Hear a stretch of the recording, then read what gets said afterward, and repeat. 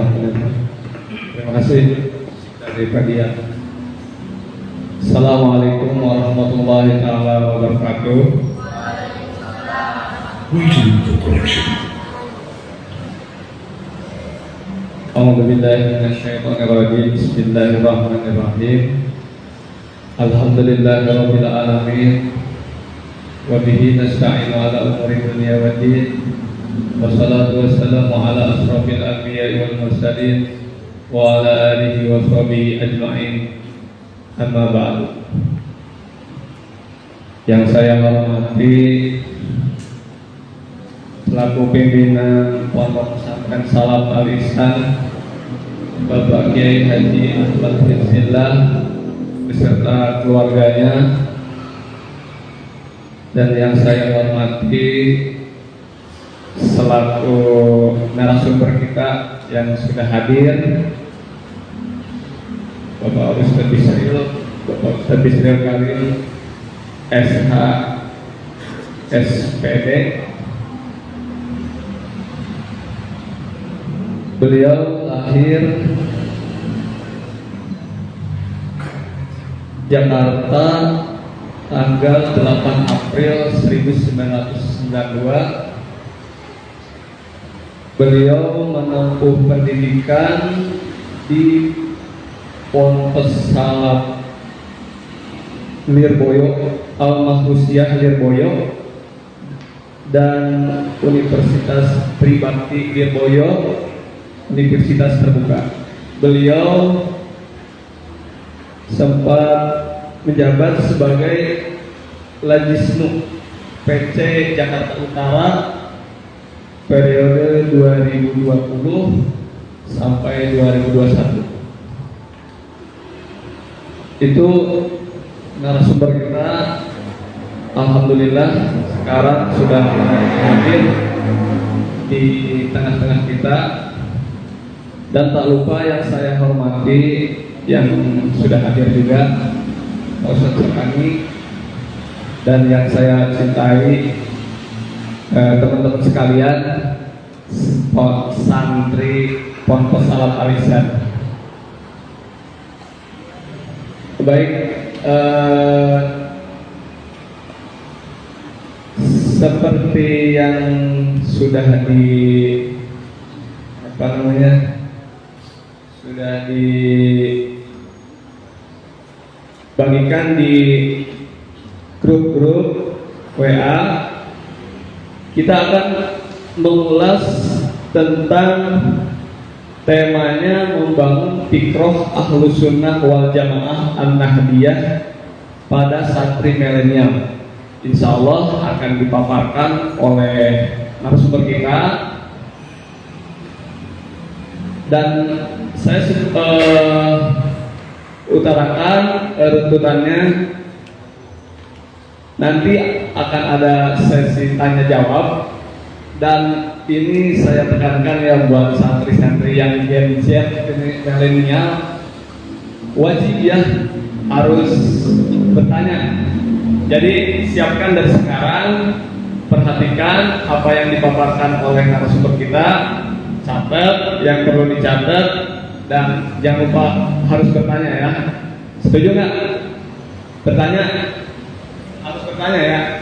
Perwakilan dari santri putra dan perwakilan dari santri putri wajib bertanya. Setuju? Oke. Untuk mempersingkat waktu, langsung saja saya persilahkan kepada narasumber kita. Waktu dan tempat saya persilahkan.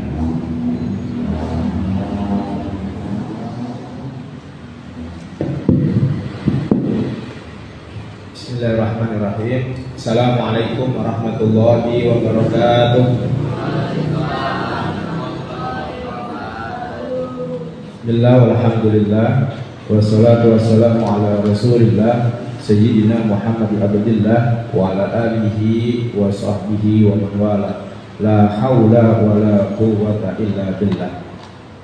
Alhamdulillah, puji syukur kehadirat Allah Subhanahu wa taala yang mana telah mengumpulkan kita ya di Ponpes Al Ihsan yang penuh keberkahan ini. Mudah-mudahan Allah catat perjalanan kita dari rumah ke Pondok Al Ihsan dijadikan amal soleh. Amin amin ya rabbal alamin. Sholawat serta salam mari kita haturkan kepada junjungan kita Nabi besar Muhammad Sallallahu Alaihi Wasallam. Mudah-mudahan kelak nanti kita mendapatkan syafaat di hari kiamat. Amin ya rabbal alamin. Yang pertama-tama yang saya hormati beliau Kiai Haji Ahmad Hifzillah bin Kiai Haji Batudin bin Kiai Haji Mu'alim Asmat sebagai pengasuh pondok pesantren Salafat Ihsan. Yang kami hormati beliau Al-Ustaz Muhammad Syaukani, dan yang kami hormati moderator yang ada di samping saya, Mbah Agus, Mas Agus ya. Dan tak lupa kepada teman-teman santri pondok pesantren Al Ihsan, mudah-mudahan Allah berikan keberkahan semuanya. Alhamdulillah, tidak terasa ya 1 bulan ya, setiap 1 bulan kita menghadiri acara seminar ke-NU-an di pondok pesantren Salafat Ihsan dengan tujuan tiada lain yaitu tabarukan ya, mengharapkan keberkahan dari muassis ya Nahdlatul Ulama ya, beliau Kiai Haji Hasyim Asy'ari ya, karena pendiri Nahdlatul Ulama terus ya, memang sanadnya sampai ke Rasulullah Shallallahu Alaihi Wasallam. Pada kesempatan kali ini ya, seminar ke-NU-an ya, mengangkat judulnya yaitu membangun fikroh ya. Ini saya hampir sempat kaget yang awal dapat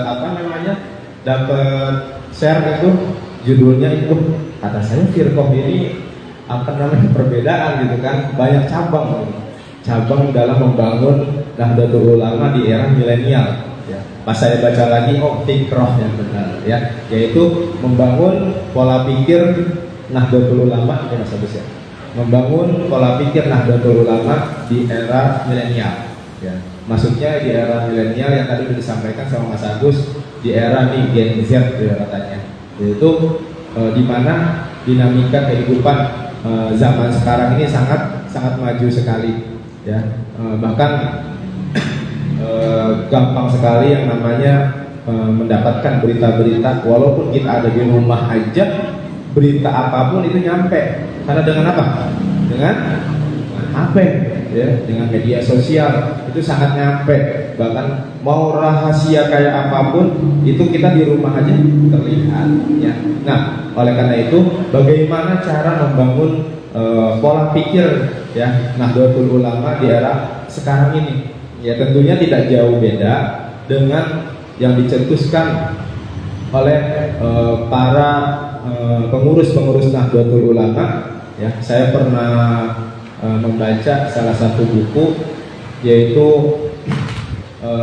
di situ pola pikir yang tercetus yaitu pada Kiai Haji Ahmad Siddiq pada tahun 1966. Tentunya pola pikir ini masih relevan ya untuk zaman sekarang, hanya ditambahkan dengan media-media saja yang harus diperkuat, karena kelemahan kita ya, kekurangan kita itu di media sosial, kurangnya meramaikan dunia media sosial. Karena saya pernah sowan di salah satu kiai, pertanyaannya itu, kenapa kok zaman sekarang ini gampang sekali diputerbalikan ya, bahkan kita Nahdlatul Ulama yang mayoritas hampir sebagian warga Indonesia itu Nahdlatul Ulama, berapa juta orang ya Nahdlatul Ulama tersebut ya. Kenapa kok bisa menjadi minoritas, bahkan bisa terkendali ya, bisa dikendalikan di media sosial? Yaitu katanya kurangnya kita ya meramaikan dunia media sosial katanya. Nah itu makanya kita menjadi perhatian kita punya media sosial, ya tujuannya jangan dipergunakan untuk yang salah, akan tetapi kita gunakan media sosial kita sebagai ladang dakwah kita, ya, dalam membangun Nahdlatul Ulama. Bagaimana sih kita memperkenalkan Nahdlatul Ulama, memperkenalkan Ahlussunnah wal Jamaah dengan sebaik-baiknya? Karena dengan media sosial, yang saya sudah sampaikan, banyak sekali yang diputar bolak-balikan pola pikir Nahdlatul Ulama atau pola pikir Ahlussunnah wal Jamaah. Nah, di sini saya hanya ingin menyampaikan beberapa poin penting di dalam membangun pola pikir Nahdlatul Ulama di era milenial. Yang namanya membangun itu berarti kan dari awal, benar nggak? Kita membangun itu dari awal. Tentunya kita harus mempunyai fondasi terlebih dahulu. Fondasinya apa? Ketika kita mau membangun suatu bangunan, kan yang paling penting adalah fondasi.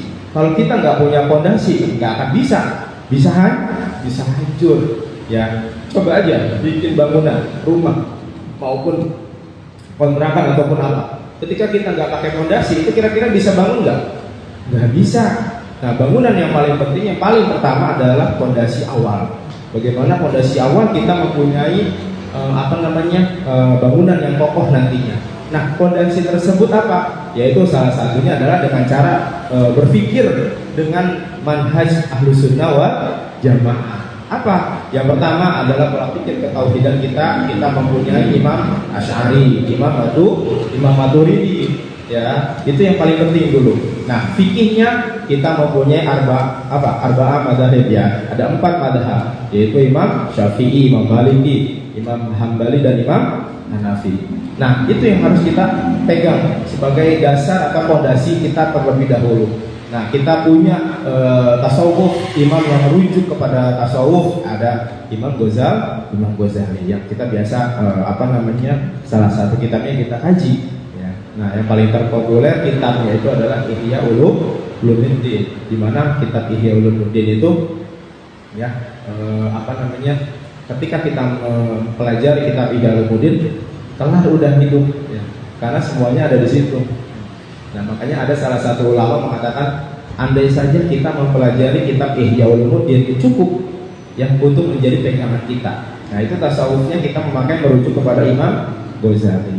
Nah, ketika beberapa fondasi ini kita udah pegang, kita mempelajari kitab Syafi'i, ya, kita mayoritas Syafi'i, kita mempelajari ketauhidan kita tentang Imam Asy'ari atau Imam Maturidi, itu insya Allah bangunan kita sudah kokoh, ya. Adapun yang bisa mencelakakan kita dalam artian mengubah pola pikir kita, itu kita balik lagi kepada standar tadi, ya. Nah, apa saja pola pikir yang harus kita bangun ketika fondasi kita sudah kita dasari, ya? Yang harus kita bangun yang pertama, ya, adalah pola pikir fikrah tasamuyah gitu, ya.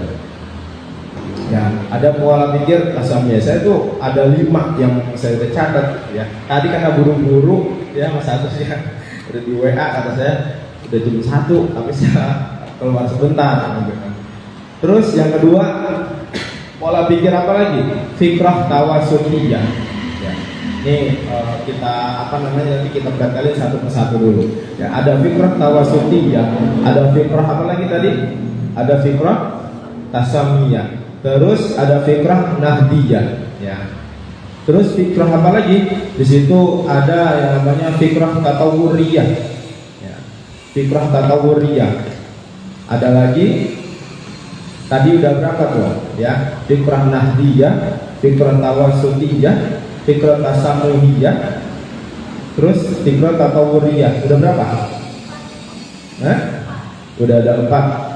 Yang terakhir adalah fikrah al-islahiyah, ya. Fikrah al-islahiyah. Nah, yang pertama adalah fikrah tawasutiyah, moderat, ya. Fikrah moderat. Nah, di mana pola pikir moderat ini kita mengedepankan apa? Mengedepankan modernisasi, ya, yang memang sudah mendarah daging kepada kita semua, ya, yang menjadi identifikasi keilmuan kita, ya, di mana-mana dari awal sampai sekarang. Yang namanya Nahdlatul Ulama ini adanya apa? Tawasut, berada di tengah-tengah, baik dalam gejolak perpolitikan maupun gejolak sosial, ekonomi dan yang lainnya. Dia pasti mengedepankan tawasud, ya. Khairul umur apa ausahuha, setiap sebaik-baiknya perkara itu dia berada di tengah-tengah. Nah, apalagi sekarang zaman di mana zaman politik ini NU digadang-gadang, ya. Maksudnya apa? Menjadi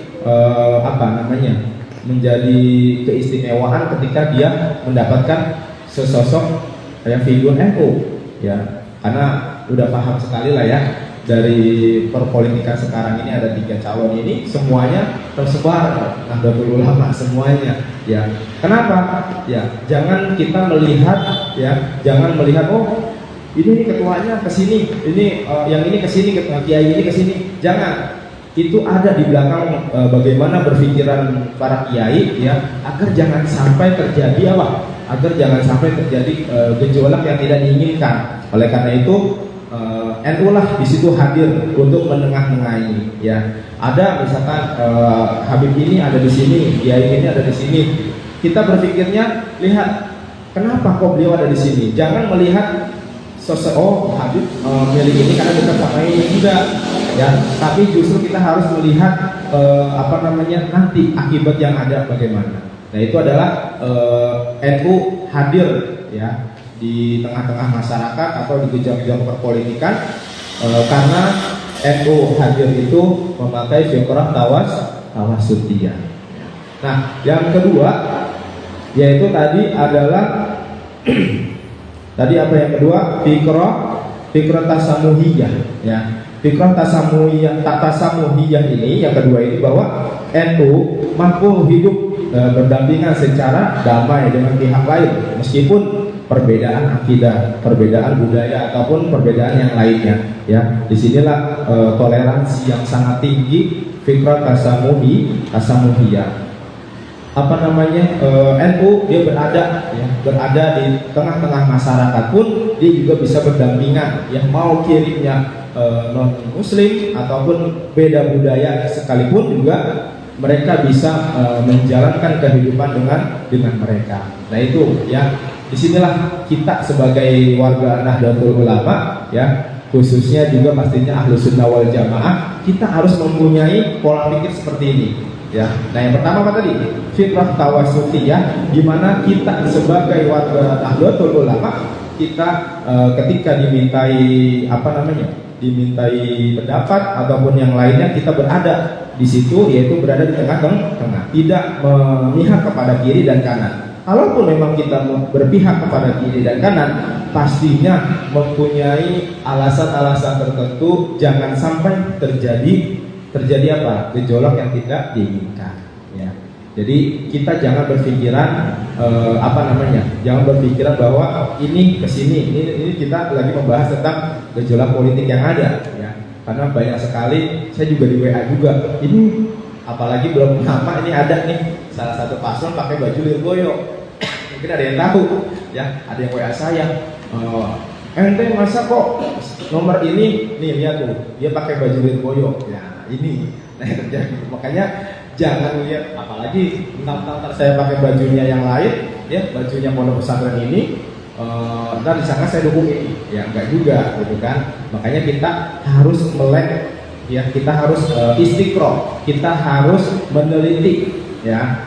Kita harus meneliti, enggak semena-mena kita memihak kepada satu atau yang lainnya, ya. Kalau kata saya punya guru, beliau mengatakan al-faqih al-haqiqi, orang yang pintar itu mayujawizul haq bainal haq wal waqi', orang yang bisa menyeimbangkan antara ilmu yang dia dapat dengan keadaan masyarakat sekitar. Itu yang paling penting, ya. Orang yang paling pintar, ya, orang pintar yang secara hakiki itu adalah orang yang bisa, ya, mengkombinasikan, ya, antara ilmu yang dia dapat dengan apa? Dengan keadaan sekitar. Nah, keadaan sekitar kita apa nih? Keadaan sekitar kita lagi rame tentang apa? Kita ada di situ, kita andil di situ, ya. Kita andil di situ, tapi bukan andilnya itu dalam nafsunya, bukan keadaan wah gue harus maju nih, enggak. Tapi kita berada di situ sebagai penyeimbang dan bisa mengkombinasikan apa yang memang kita punya dengan keadaan yang ada. Itu namanya kita bisa ya melihat kondisi keadaan, yaitu adalah fitrah tawasutiyah. Yang kedua tadi apa? Fitrah tasamuhiyah. Kita harus sebagai bangsa Indonesia memang harus kuat dengan budaya-budaya yang ada, dengan agama-agama yang ada di Indonesia. Kita harus ikut campur dengan keadaan tersebut ya. Jangan kita masa bodoh ya. Kiri kanan kita non muslim cuek aja ya. Ingat ya, kita walaupun berbeda agama dengan mereka, tapi kita sama, yaitu sebagai sebagai manusia ya. Hablum minan nas ya. Nah terus apa lagi ya? Yang ketiga adalah fikrah islahiyah ya, dimana fikrah islahiyah ini ya menempatkan NU ya selalu ya mengupayakan islah itu kan adalah perbaikan. Kalau bahasa ini mah damai ya. Kita mengupayakan perbaikan menuju arah yang lebih baik. Itu namanya fikrah islahiyah. Kita sebagai santri ya, santri milenial katanya yang dalam judul tersebut, kita sebagai santri itu harus mempunyai pola pikir tersebut, yaitu bagaimana dalam diri kita bisa menjadi diri yang lebih baik ya. Jangan hanya stuck di situ aja. Nah ini kita ketika kita melakukan pergerakan tersebut, melakukan pola pikir tersebut, kalau kita mempunyai mindset bahwa kita harus hidup lebih baik, sama aja kita memakai fitrah al-islahiyah. Al-islah itu adalah al-islah ilama huwa al-aslah. Jadi maksudnya adalah sesuatu yang lebih baik itu adalah yang itu al-islahiyah ya gitu. Jadi dalam beberapa hal ini manhaj pola pikir ini terbukti menjadi apa? Salah satu pergerakan NU ya saat menyikapi perkembangan zaman. Nah ini sekarang zaman kita sangat dinamis sekali ya. Besok begini, besoknya enggak. Ini sangat karena apa tadi? Dipengaruhi dengan media sosial. Terus apa yang menjadi yang harus kita lakukan? Yang harus kita lakukan adalah menjadikan diri lebih baik ya. Al-islah mahwa raslah ya. Nah secara organisasi Nahdlatul Ulama ini dia selalu mendorong perubahan ya. Ingat, jangan dipolitikin lagi saya ngomong perubahan tersangka yang lain gitu ya. Karena ada salah satu paslon 3 ini kan, 3 paslon ini kan ada yang memakai perubahan ya. Tapi bukan saya ngomong perubahan di sini dilatar belakangi dengan perubahan yang ada di salah satu paslon tersebut, bukan ya. Jadi jangan sedikit-sedikit mengaitkan dengan hal-hal politik, tapi berbicara dengan pola pikir yang ada, yang namanya sekarang ini kita pasti berhubungan dengan politik ya, tapi jangan sampai dipolitisasi ya. Nah yang namanya al-islah tentunya adanya perubahan.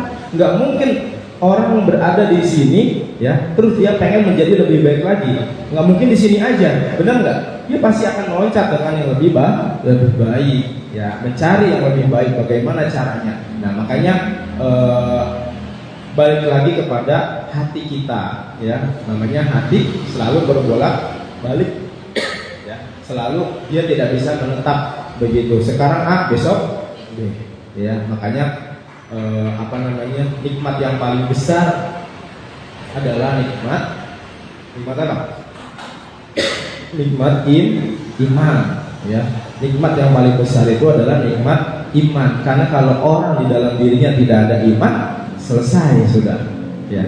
Separah-parahnya seseorang ya, kalau dalam dirinya masih ada iman ya kita rangkul ya. Makanya kalau ada orang yang memang berbelok dengan cara berpikir kita ya, kita rangkul pelan-pelan selagi di dalam dirinya masih ada iman ya.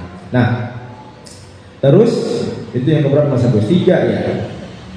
Nah yang keempat itu adalah fikrah atau pola pikir tatawur ya, tatawuriyah ya, di mana tatawuriyah ini adalah fikrah mendorong NU agar Agar selalu apa? Agar selalu melakukan kontekstualisasi dan merespon berbagai persoalan. Nah, ini biasanya tradisi seperti ini adalah tradisi yang ada di pondok pesantren. Apa? Bahsul masail, ya. Di mana bahsul masail ini kita membahas, ya, tatawur itu adalah yang tadi dia melakukan kontekstual, ya, dalam melihat berbagai persoalan. Apalagi kan kalau bahsul masail yang kita bahas itu adalah pembahasan masalah-masalah yang ada pada zaman sekarang, tapi dalam lingkup, misalkan dalam lingkup fikihnya, pandangan fikihnya bagaimana, pandangan tasawufnya bagaimana. Nah, ketika kita melakukan perubahan atau pergerakan pola pikir tatawur, ya, itu kita sama saja sudah menghidupkan atau membangun yang namanya Nahdlatul Ulama, Nah, yang keempat ini, ya, yang mudah-mudahan kita bisa menjalankan, yaitu bagaimana kita melek yang namanya ilmu, ya, yang namanya ilmu, baik ilmu fikih, ilmu tasawuf, ilmu dan lain sebagainya. Kita bisa melihat, apalagi kalau ilmu fikih sangat perkembangan zamannya luar biasa. Bahkan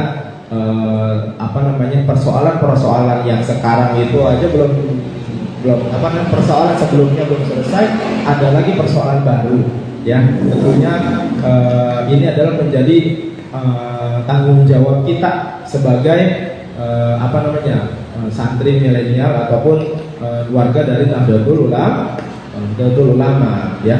Dimana tradisi pondok pesantren itu adalah erat dengan yang namanya bahsul masail. Dia nggak bisa terpisahkan dari komunitas Nahdlatul Ulama, ya. Ada, ya, salah satu saya nggak menyebutkan, itu ada yang namanya lomba kitab kuning, ya, tapi bukan dari latar belakang Nahdlatul Ulama. Bisa dia, tapi dia tidak bisa, ya, mempunyai bahsul masail yang memang kita membahas itu bukan hanya satu kitab, benar nggak? Iya. Jadi misalkan kitab ini mengatakan boleh, ada kitab ini mengatakan tidak boleh. Ada lagi qaul yang masyhur, ya kan? Ada lagi qaul yang rojeh, ya. Ada lagi qaul yang arjah. Nah, itu mereka nggak bisa, tapi mereka bisa memperlombakan kitab kuning, tapi dia tidak ada yang namanya pembahasan permasalahan yang seputar kekinian, ya, seputar waqi'iyah, ya. Itu dia nggak punya seperti itu. Nah, inilah kita, ya, fikrah tatawur ini yang menjadi pergerakan konseptualisasi, ya, bagaimana kita bisa membangun pola pikir Nahdlatul Ulama di era ini, yaitu dengan cara bahsul masail. Nah, itulah salah satu bagaimana kita cara membangun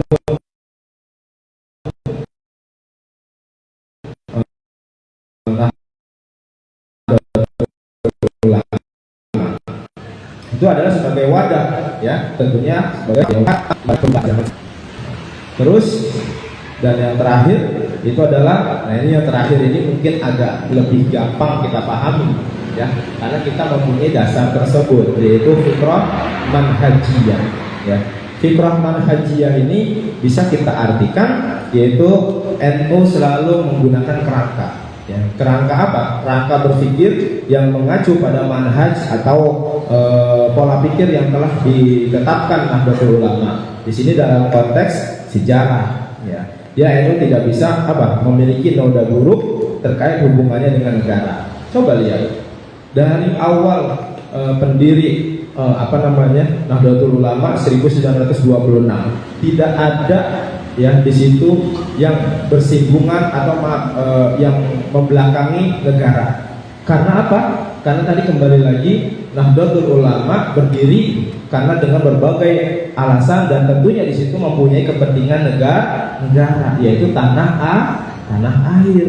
Sampai ada yang mengatakan kan hubbul watan minal iman, ya kan? Hubbul watan minal iman ini memang menjadi senjatanya Nahdlatul Ulama, tapi sekarang udah dipakai di mana-mana, ya.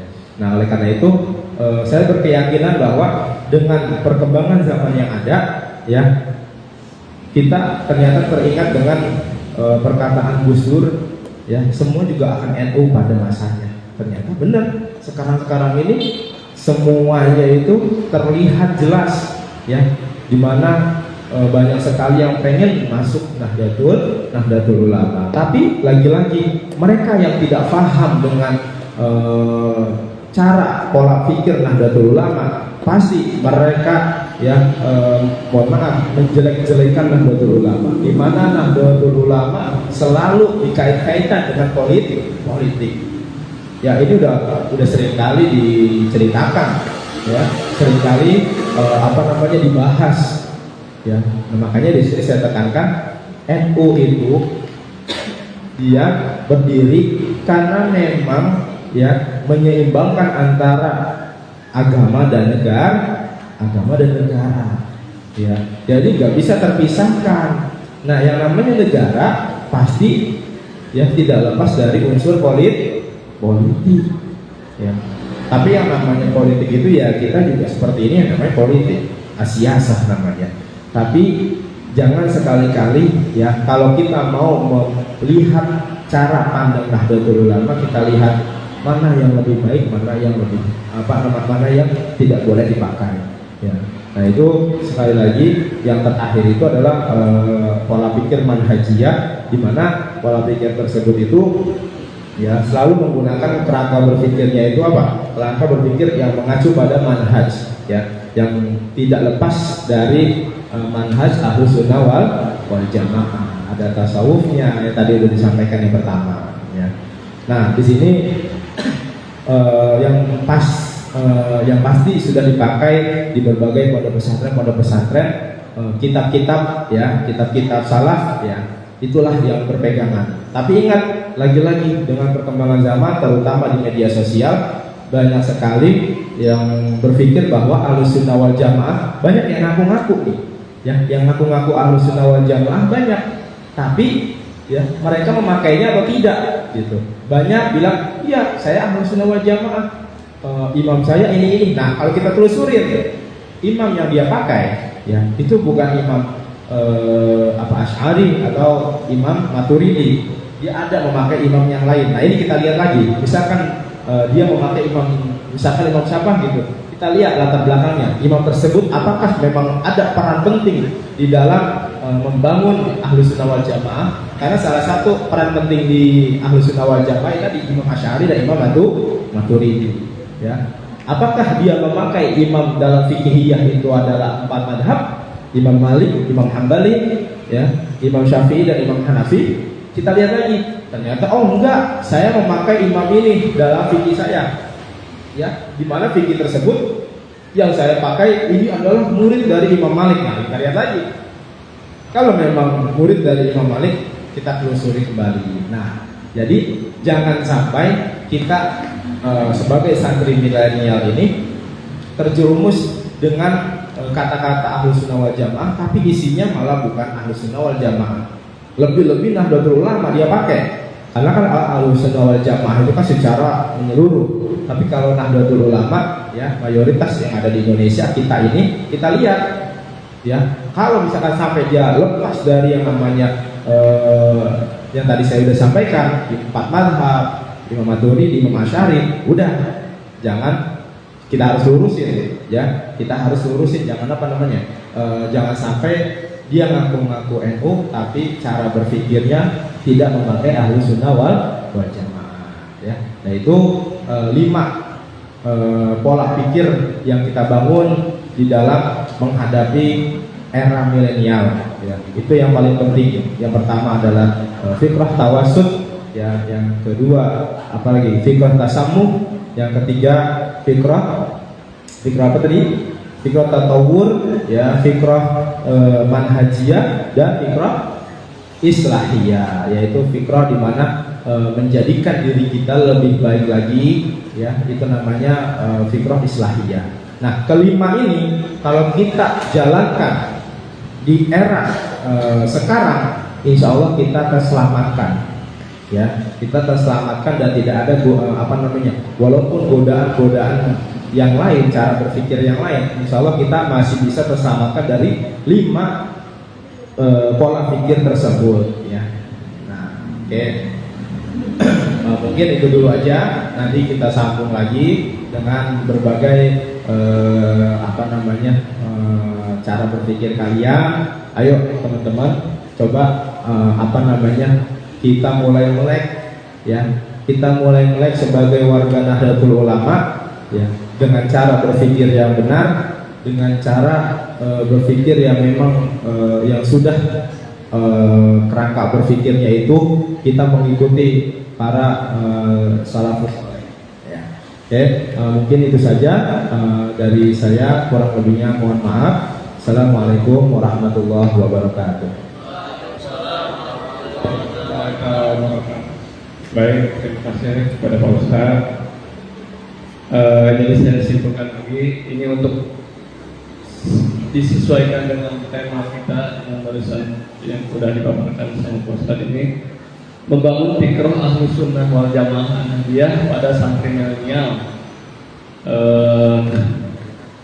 yang mengacu pada gagasan Imam Maturidi sama Imam Asy'ari, dan fondasi yang harus dibangun untuk menerapkan kepada santri milenial ini pola pikirnya, yaitu ada pola pikir tasamuhiyah dan tawasutiyah, ada islahiyah, ada tutawuriyah, dan ada manhaziyah. Gimana menurut teman-teman? Ada yang mau ditanyakan tentang ini? Dan saya harap setiap perwakilan dari santri sama santri putri wajib ya, harus ada. Boleh? Pertanyaan saya buka dari sekarang.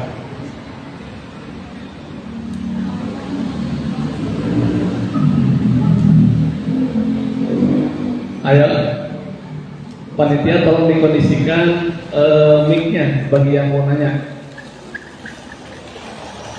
Siapa? Ayo mau nanya. Madon.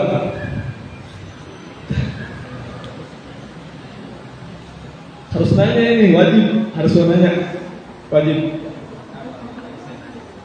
Nih kalau nggak nanya, karena Ustadz yang mau nanya nih, gimana? Kalau misalkan nggak ada yang nanya, berarti kan paham, ya kan?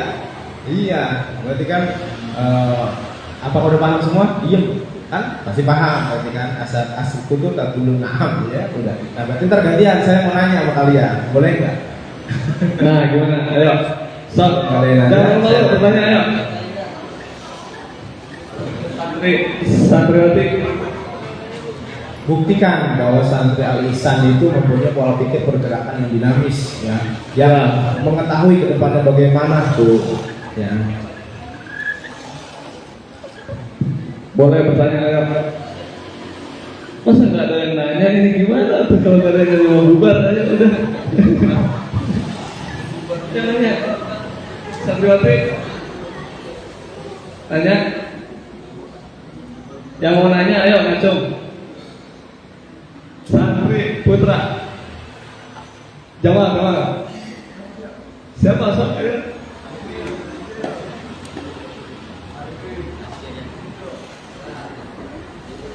Baiklah, mau nanya enggak?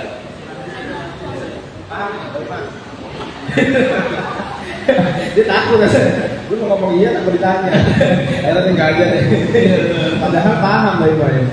Ya, coba yang lain.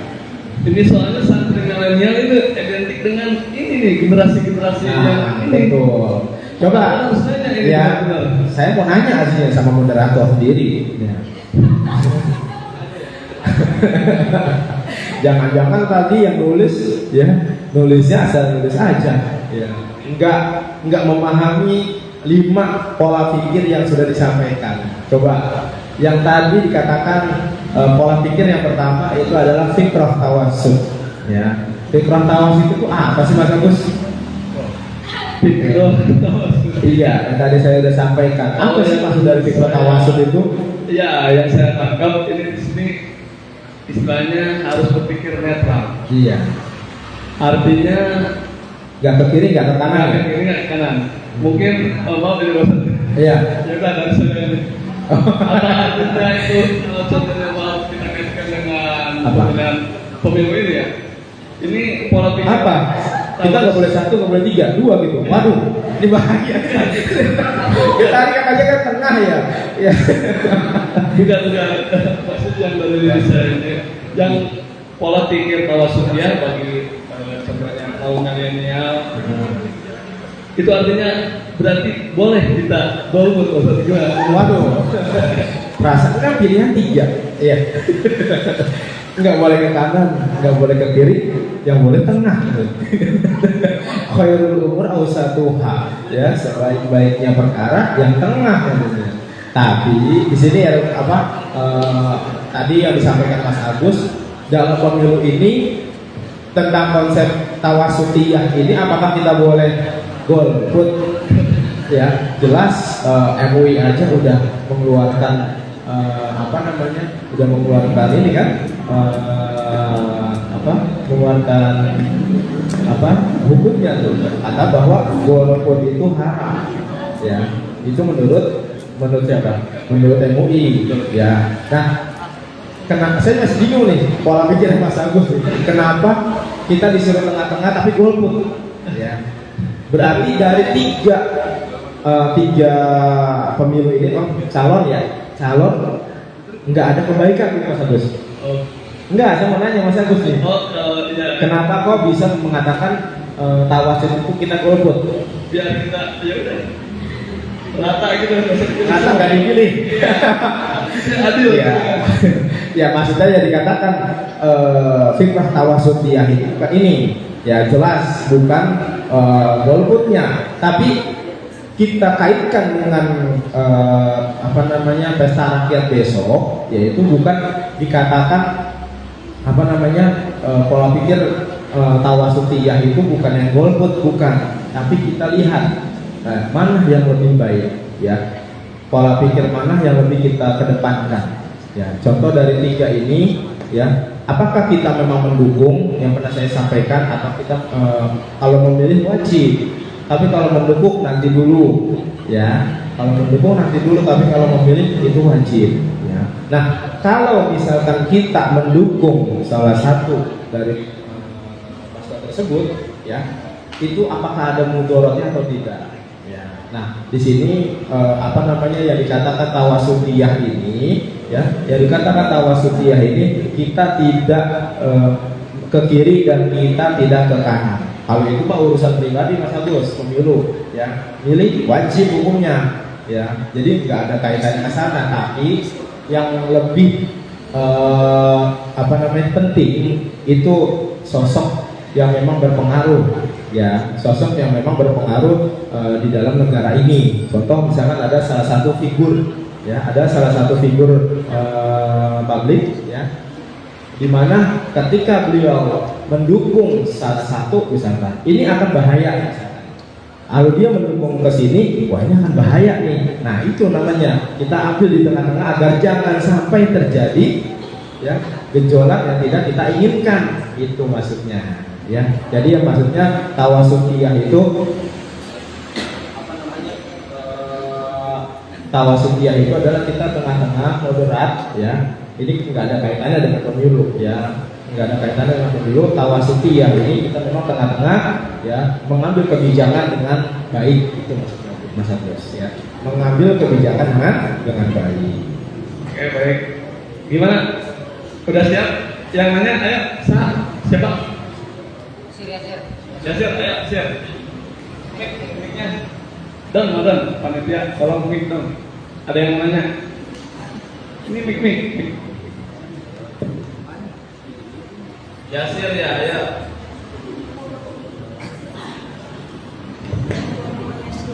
Assalamualaikum warahmatullahi wabarakatuh. Perkenalkan, nama saya Ahmad Yasir dari kelas 1 IPDIA. Izin bertanya,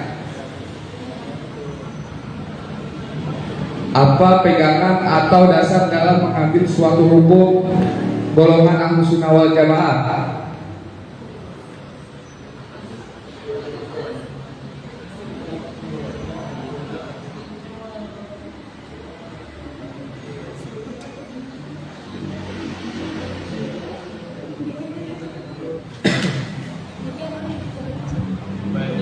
Baik, ini Ustaz ada yang menanya ini dari Santri Putra. Katanya apa pegangan dasar untuk menentukan hukum Ahlus Sunnah wal Jamaah?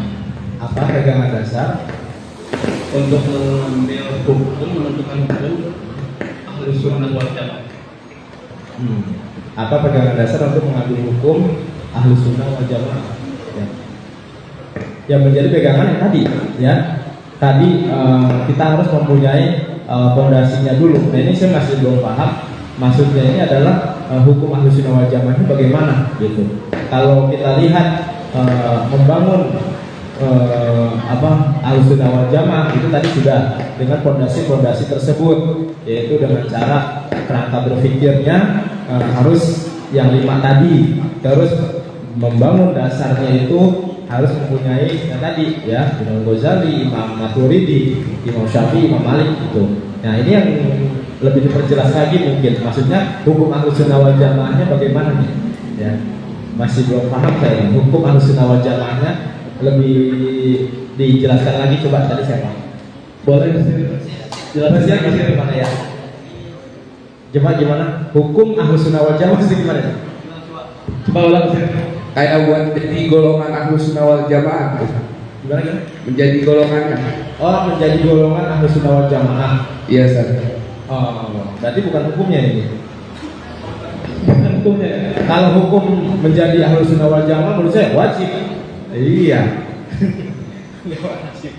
Hukumnya wajib ya, menjadi bagian dari Ahlus Sunnah wal Jamaah karena Rasulullah kan mengatakan golongan terpecah menjadi 73, ya kan? Golongan terpecah menjadi 73. Ada satu golongan yang selamat, yaitu Ahlus Sunnah wal Jamaah. Kalau dikatakan hukum kita menjadi bagian Ahlus Sunnah wal Jamaah, hukumnya wajib ain itu, ya. Karena agar kita di bawah langsung dari nama Rasulullah SAW. Dan kalau kita melihat agar kita sampai tadi ini mungkin bisa menjadi jawabannya juga. Agar kita sampai di mana di Ahlus Sunnah wal Jamaah tersebut, kita harus runtut dengan guru-guru kita tadi, ya. Bagaimana kita belajar dengan siapa? Kita harus tahu ajarannya apa.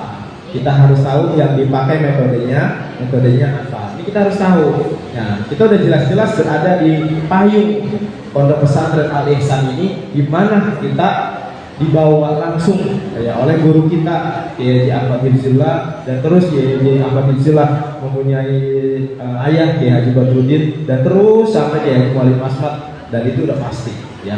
Di bawah naungan tersebut pasti di bawah naungan Ahlus Sunnah wal Jamaah.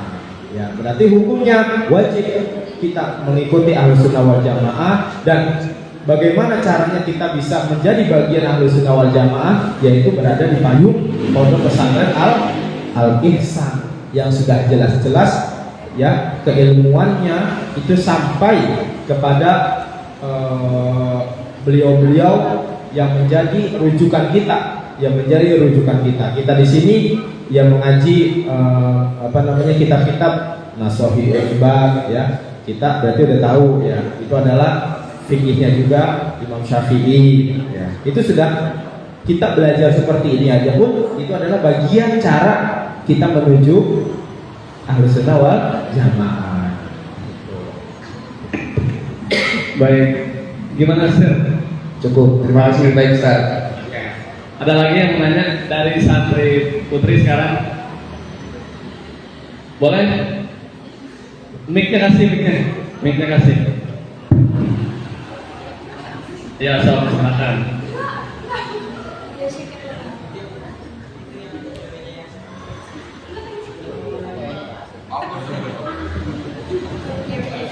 Silakan. Tadi udah dicatat saya lihat.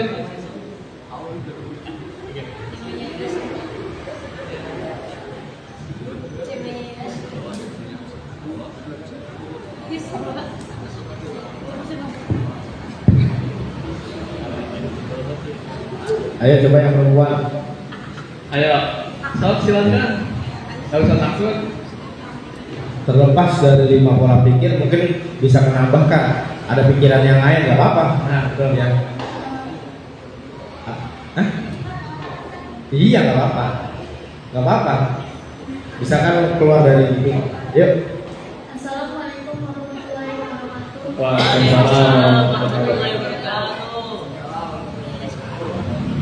Ustaz, saya bertanya, bagaimana cara menanggapi situasi psikologis yang sering menyeret imajinasi generasi milenial atau Gen Z yang apa-apa pengennya secara instan? Terima kasih.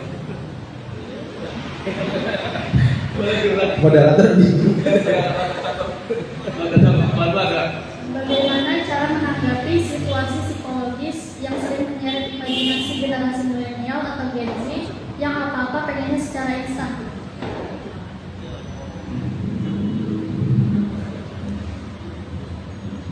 Jadi ini katanya Ustaz, bagaimana cara menyikapi apa namanya generasi milenial ini psikologisnya, bagaimana cara psikologisnya itu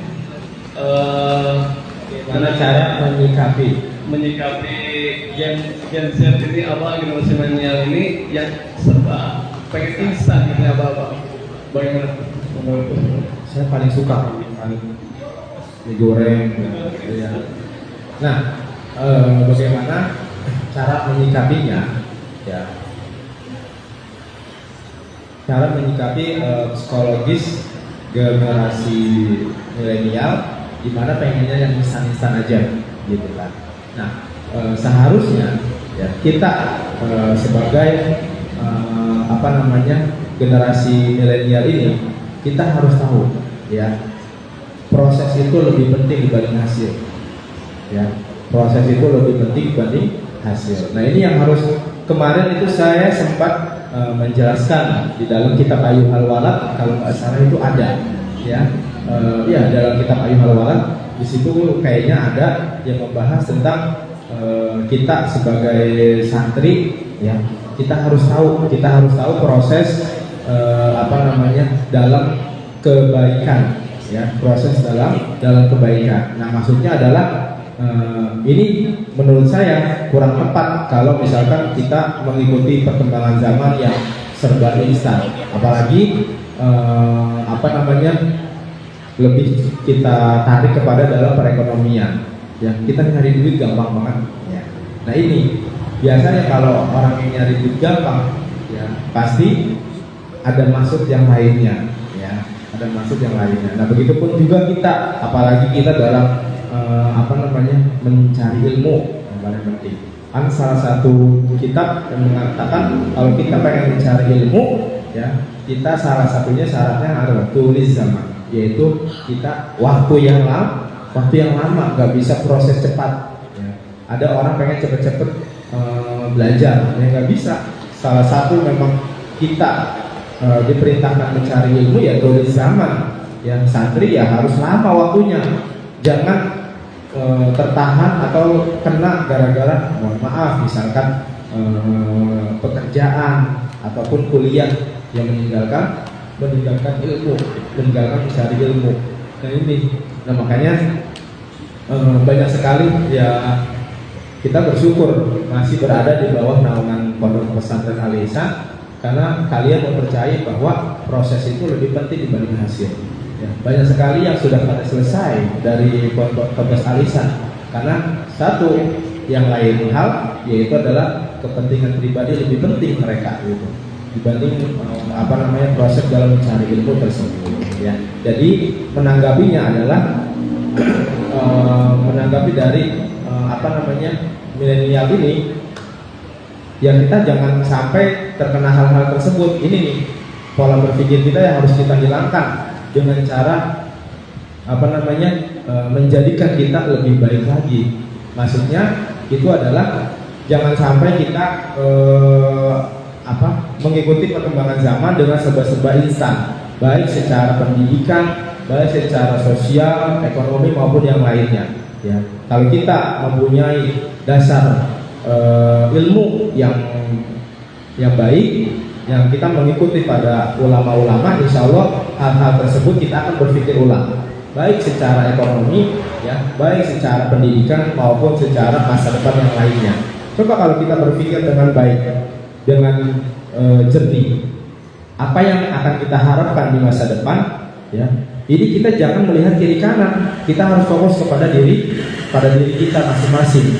Jangan melihat kanan, wah itu dia enak banget, dia cepat banget begini. Nah kita lihat lagi, ya prosesnya kita lihat. Jadi jangan lebih tepatnya jangan ikut-ikutan. Memang bahayanya, lagi-lagi tadi bahaya dari media sosial tadi, ya bahaya dari media sosial ya tersebut. Kalau kita tidak bisa mempergunakan dengan sebaik-baiknya media sosial, kita akan melihat penyakit, berbagai penyakit minal afatil kathir, ya kathirah, penyakit-penyakit yang banyak sekali yang ada di dalam hati kita, ya. Kita lihat ada cemburuan, kecemburuan sosial, lihat teman kita udah begini, benar nggak?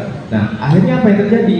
Itu gejolak hati kita menimbulkan rasa syahwat yang sangat luar biasa. Wah, gue besok harus kayak gini, ya. Pokoknya gue harus bisa. Nah itu, yang terjadi apa? Nafsunya akan terus bergejolak di dalam hati. Nah itu salah satu yang mempengaruhi siapa? Setan. Ya. Jadi menurut saya, instan hal-hal yang tersebut itu kurang tepat, ya, kurang bagus untuk kita hadapi, gitu, ya. Insya Allah kalau kita berpegangan teguh di dalam pola pikir 5 tadi dan kita berpegang teguh dalam kehidupan beragama, ya, itu kita akan senantiasa diberikan apa yang kita inginkan, insya Allah akan tercapai, asalkan, ya, kita mengikuti hal-hal yang tadi, ya, tidak serba instan. Nggak ada istilah orang mendapatkan ilmu itu instan, nggak ada. Baik, nah tadi pertanyaan tadi sudah dijawab. Proses katanya lebih penting daripada hasil. Artinya ya kita jangan pengen yang instan aja. Karena mie instan aja nggak instan kan. Jadi harus berproses. Dan ini katanya mencari ilmu itu juga salah satu syarat mencari ilmu juga tuli zaman, harus lama waktunya. Kalau cuma setahun pengen punya ilmu pada meragukan, kan? Harus lama. Ada lagi yang mau tanya? Ayo, masih lama waktunya.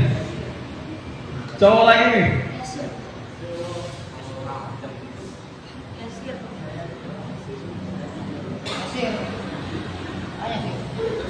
Boleh? Oh, kalau ada yang nanya nih sambil menunggu yang nulis pertanyaan, Iya. Saya mau tanya. Kan tadi disebutkan ya pikro untuk diterapkan kepada santri milenial ini Gen Z ini. Mungkin saya pengen bertanya langkah konkret apa gitu Ustaz yang mungkin bisa diterapkan supaya lebih efektif sama orang tua, mungkin biar lebih benar-benar efektif kepada milenialnya untuk menerapkan yang 4 tadi, pola pikir yang tadi. Pola pikir yang 4 apa tuh? Yang tadi 5 ya. Ya, bagaimana cara konkretnya menerapkan 5 pola pikir yang tadi sudah disampaikan, ya, fikrah tadi, ya, berbagai pola pikir tadi. Kalau misalkan secara beragama kita sudah berpegang tadi, ya, sama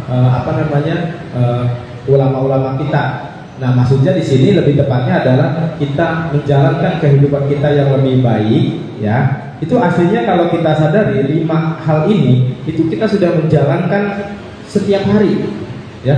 Kalau kita tanpa kita sadari 5 ini kita sudah jalankan dalam kehidupan sehari-hari kita, ya. Ada yang namanya fikrah islahiyah, di mana fikrah islahiyah ini adalah pola berpikir agar kita berubah, ya, dari kebaikan menjadi lebih baik, ya. Ini udah jelas, ya, bagaimana kita di hari ini, ya, yang biasanya hari minggunya kita nggak produktif, misalkan wah waktunya rebahan ini enak, ya, akhirnya kita ada acara ini yang memang membawa keilmuan, hasanah keilmuan ini bisa menambah lebih baik lagi. Ini termasuk fikrah islahiyah, ya kan? Terus bagaimana kita kalau kita misalkan masuk dalam kehidupan keluarga, ya, di dalam kehidupan keluarga ya udah pasti, ya. Kalau misalkan kita kaitkan dengan 5 ini kalau kalian pahami, ini global banget. Ini sangat luas sekali pola pikir ini, ya. Jadi jangan terlalu disempitkan. Tapi kalau misalkan kehidupannya tadi dalam keluarga kita itu termasuk pada fikrah islahiyah, ya.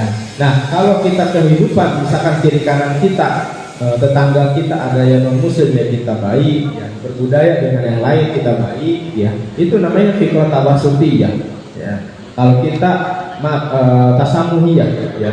Kalau pola pikir tawasutiyah, ya ini yang kita lihat. Coba kita sebagai, ini kan apalagi usianya masih usia 15, 17, 18-an, harus lebih keras lagi dalam berpikir, ya, harus lebih teliti lagi dalam berpikir. Coba kita bisa menyelesaikan satu permasalahan, di mana permasalahan tersebut kita tekankan dalam pola pikir tersebut. Insya Allah kita akan mendapatkan ilmu yang tanpa diajarkan oleh guru kita. Ya, kemarin kan sudah saya katakan, ya, dalam kitabnya Ayyuhal Walad itu kan sudah dijelaskan.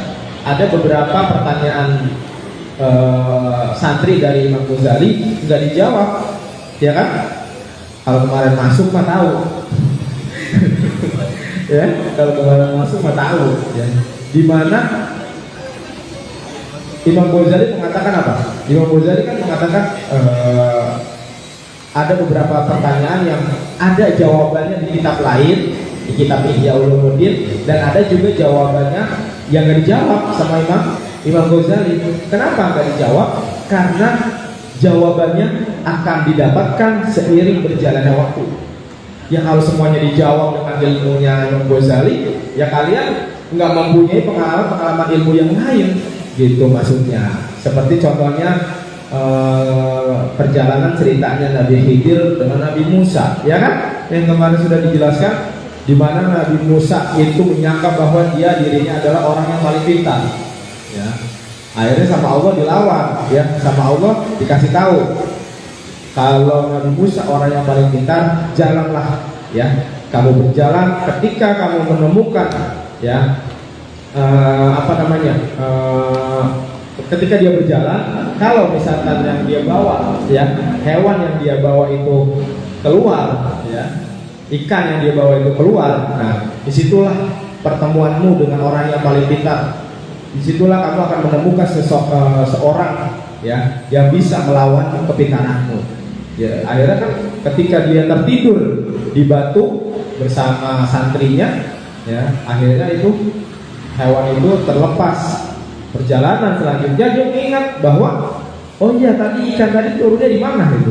Ya, akhirnya dia balik lagi, ya kan? Ketika dia balik lagi, disitulah pertemuan Nabi Musa dengan Nabi Allah Khidir.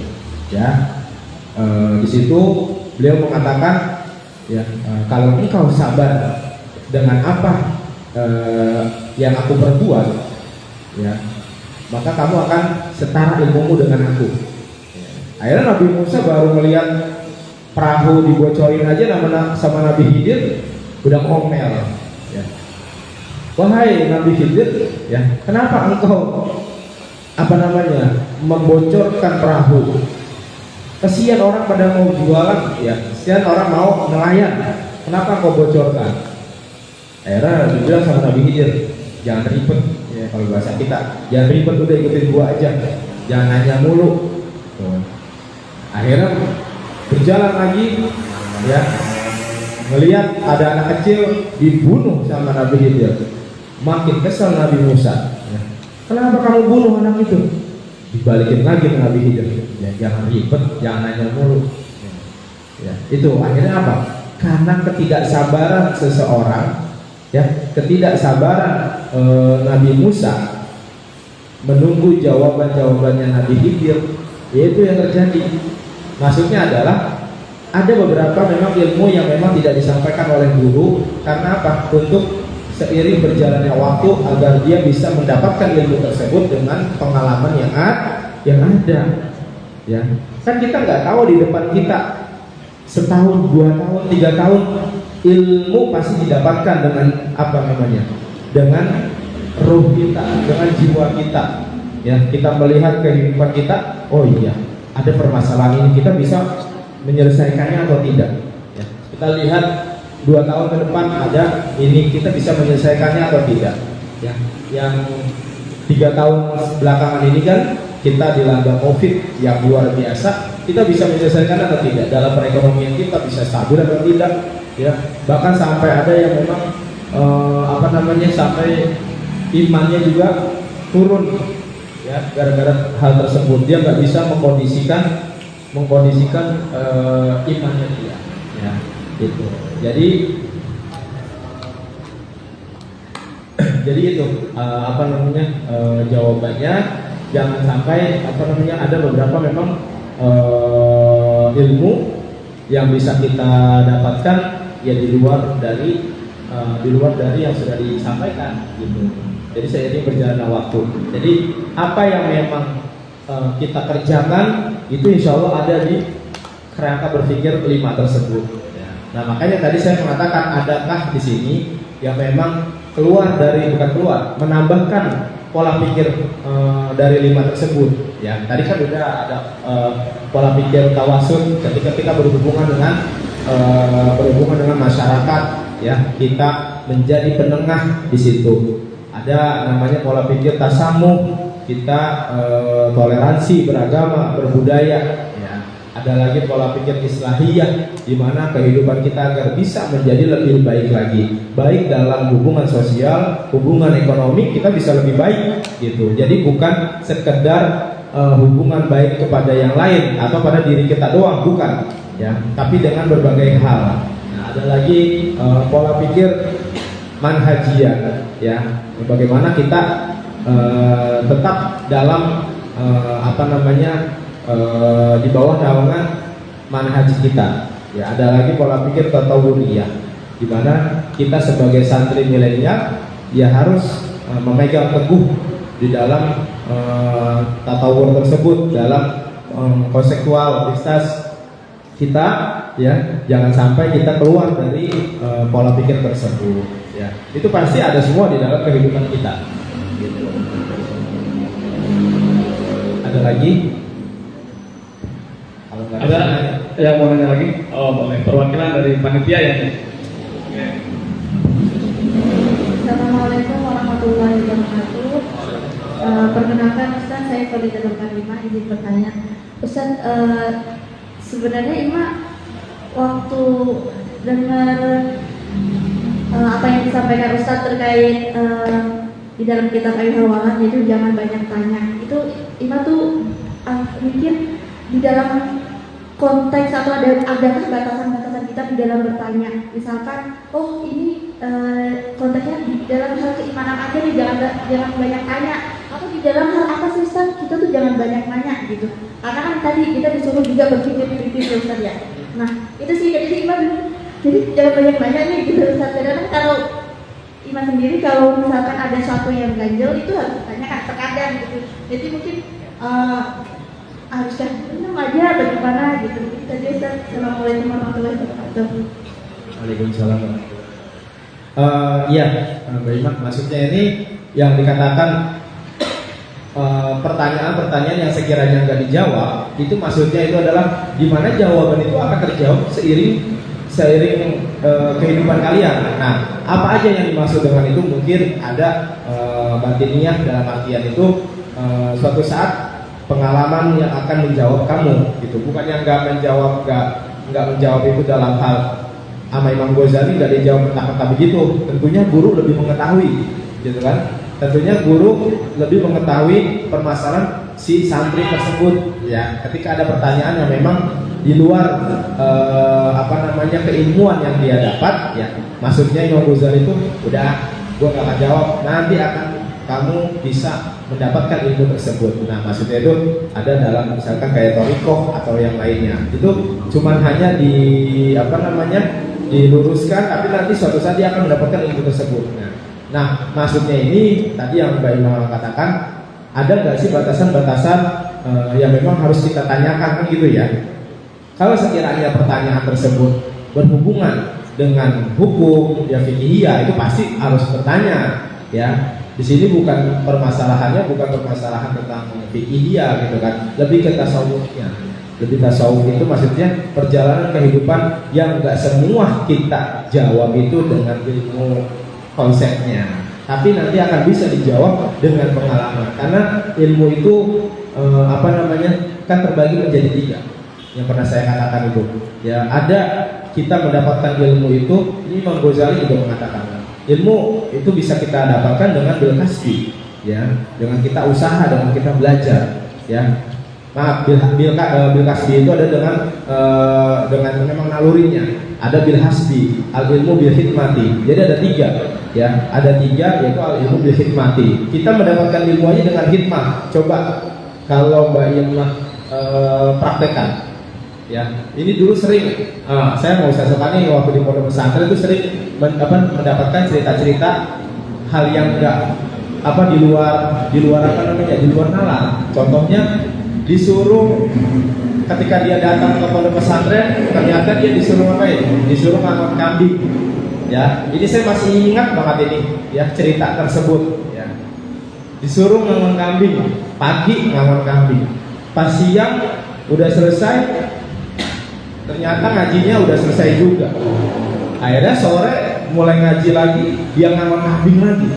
Agak selesai. Akhirnya maksudnya apa? Ketika dia ngaji, tapi dia ngangon kambing, nggak ketemu nih waktu, ya, nggak ketemu waktu untuk ngaji. Lah kelar ngangon kambing, lah udah kelar nih ngaji. Akhirnya pas sore dia ngangon kambing lagi, dia mulai ngaji. Terus begitu kehidupan sehari-hari di pondok pesantren. Ini secara logika, ini ilmu dapat dari mana? Bener nggak? Yang ada orang dia ngangon kambing aja di mana namanya? Di pondok pesantren, ilmu mana yang dia dapat? Tapi pas sampai pulang, dia selesai dari pondok pesantren, ya, kan yang dia dapat hanya ngangon kambing. Pas sampai dia pulang dari rumah, dia menjadi ulama besar. Mana ilmu yang didapatkan? Ya kan? Itulah yang namanya dikatakan ilmu bisa dia dapat dengan hikmah. Al ilmu bil hikmati, ya. Dan ada lagi al ilmu bil kasbi, al ilmu bil hasbi. Ada memang ilmu yang memang dia dapat memang dari sononya, ya. Nah, itu yang dimaksud tadi. Mungkin dengan perjalanan pengalaman yang ada, ya dia bisa dapatkan itu, gitu. Ada orang yang suaranya cakep tanpa dia belajar, mau udah cakep suaranya. Ada orang yang memang kita dengar dia suaranya cakep. Kita tanya, belajar di mana? Enggak tahu, memang cakep gitunya. Nah, itu namanya ilmu yang memang udah dari sananya dia dapat. Ada juga orang bertahun-tahun kan dia latihan suara, biar suaranya bagus, ya, dia biar sholawatan yang bagus, dia latihan, dia usaha. Jadi kita melihat ilmu itu memang ada yang memang harus kita jawab dan memang tidak dijawab. Karena apa? Guru lebih mengetahui. Ketika memang ini orang nggak usah dijawab, kan jadi tahu sendiri secara pengalamannya dia, gitu maksudnya, ya. Tapi tentunya di luar dari kayak seperti ilmu fikih itu nggak apa-apa ditanya, karena kan persoalan, gitu. Nah, ini yang lebih masuk dari pertanyaan dari muridnya Imam Ghazali itu adalah pertanyaan-pertanyaan yang memang yang akan terjawab dengan kehidupannya dia sendiri, gitu. Ya, itu jadi maksudnya kesimpulannya ada ilmu yang bisa dijawab, pertanyaan yang memang dijawab langsung, dan ada memang yang pertanyaan itu akan terjawab seiring berjalannya waktu, gitu. Baik, ini ada pertanyaan dari Ustaz.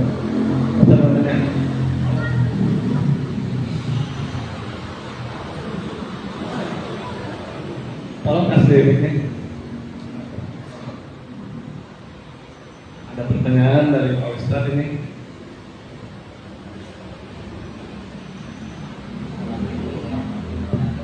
Waalaikumsalam.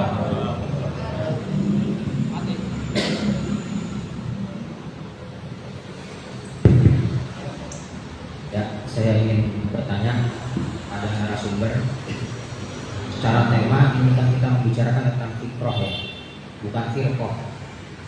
Kalau fikroh kita membicarakan tentang sebuah pemikiran atau ideologi. Pertanyaannya mungkin tidak sulit ya, mungkin terlalu mudah untuk dijawab. Kalau kita melihat makolahnya dari Kiai Zulfa, beliau mengambil dari Imam Asy-Syafi'i, dikatakan bahwasanya ilmu itu berawal dari sebuah pemikiran, sebuah akal, dan akal itu pemikiran itu disampaikan lewat ucapan, lewat makol. Summan takola ilal kutub, kemudian berpindah ilmu itu menjadi sebuah kitab, sebuah tulisan, sehingga ketika ditemukan percetakan, ilmu itu bisa dibaca oleh semua umat Islam, bukan umat Islam tapi semua manusia. Dan pada era modern saat ini summan takola ilal YouTube, kemudian pindah ilmu itu menjadi lewat YouTube. Jadi mobilisasi ilmu itu sangat cepat sekali, dari ucapan pindah ke kitab, lalu dengan simpel lagi pindah ke YouTube. Nah, dan ketika kita membicarakan tentang fikroh, artinya fikroh itu suatu pemikiran yang memang pada dasarnya tidak sembarangan orang bisa berpikir secara kritis. Ya. Kalau kita melihat akhlak atau adab dalam berpikir, salah satunya ketika ada orang berbicara, kita fokus mendengarkan, bukan sibuk masing-masing atau sibuk sendiri gitu. Ya. Bagaimana kita bisa mendapatkan pemikiran yang fokus kalau kita sibuk dengan diri kita masing-masing gitu kan? Apalagi ketika ada seorang guru atau seorang ustadz yang menyampaikan hal itu, ini soal fikroh, soal pemikiran gitu kan? Bagaimana kita mau fokus gitu? Bagaimana kita bisa mendapat pemikiran kalau masih sibuk dengan diri sendiri gitu? Jadi pertanyaannya, apa kiat-kiat supaya generasi milenial, saya termasuk milenial ini, termasuk milenial atau generasi apa lagi? Z, X, Y, Z kali ya, Pluto segala macam lah, Mermaid apa itulah pokoknya. Ya.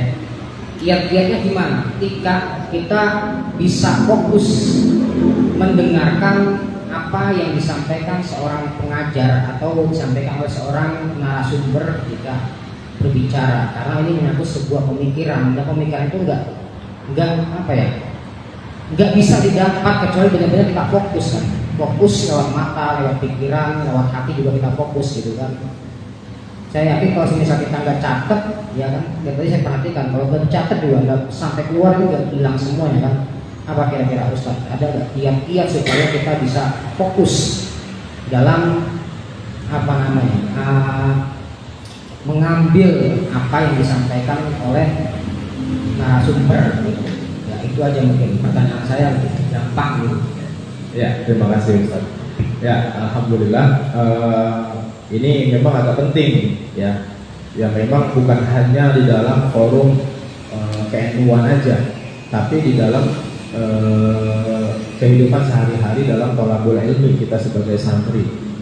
Maksudnya adalah terkadang kita ya sebagai santri sudah sewajarnya, memang sudah sewajarnya itu ketika di dalam forum ataupun dalam thalabul ilm, dalam majelis atau majelis yang harus kita praktekkan, yaitu adalah kita mempunyai kitab Ta'limul Muta'lim atau Tasirul Khalaq ya, di mana di dalam tersebut bagaimana caranya agar kita mendapatkan bisa menyerap ilmu yang didapatkan, ilmu yang memang diberikan oleh para guru kita ya, yaitu salah satunya ya, yaitu tadi ya, dengan memang kita harus fokus, bukan hanya fokus aja, tapi cara berpikirnya juga kita harus mengetahui apa sih maksudnya ini ya, kemana arah dari ustadz tersebut. Nah yang kedua ya harusnya kita mempunyai, coba saya masih keingetan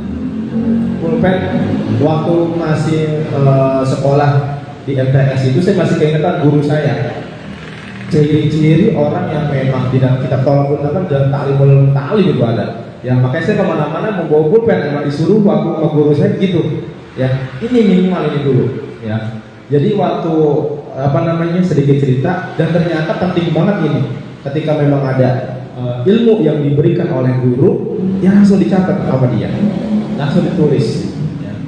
Ataupun memang kalau misalkan tadi dikatakan dengan era milenial, seharusnya megang apa? Megang ini taruh di note, ya. Itu paling penting. Berarti apa tandanya? Kita sebagai santri yang paling penting dalam menyerap ilmu yang diberikan, yaitu dengan tulisan, bukan hanya dalam hati aja, ya. Jadi dua, ya.